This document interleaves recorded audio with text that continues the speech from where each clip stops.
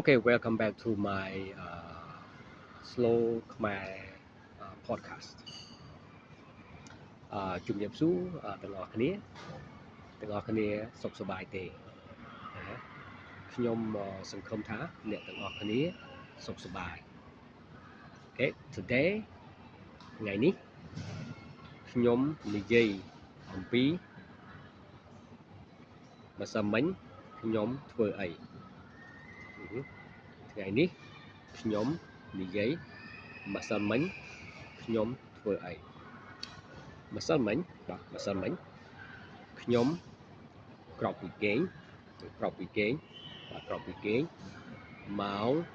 4:20 នាទីម្សិលមិញខ្ញុំ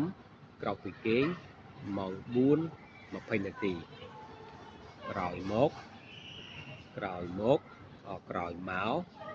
ខ្ញុំទៅហាត់ប្រាណខ្ញុំហាត់ប្រាណ30នាទីខ្ញុំហាត់ប្រាណ30នាទីក្រោយពីហាត់ប្រាណ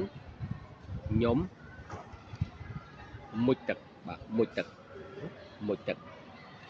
ក្រោយពីមុជទឹកខ្ញុំស្លៀកពាក់ខោអាវទៅធ្វើការខ្ញុំទៅធ្វើការម៉ោង 6ខ្ញុំចាប់ផ្ដើមធ្វើការម៉ោង 7 កន្លះខ្ញុំចេញពីធ្វើការម៉ោង 4 កន្លះ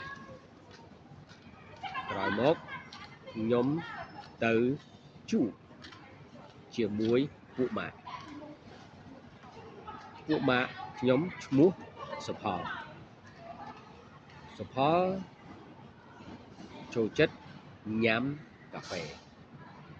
អញ្ចឹងខ្ញុំជួបសុផលនៅហាងកាហ្វេឈ្មោះ Java ខ្ញុំចូលចិត្តញ៉ាំកាហ្វេនៅ Java Coffee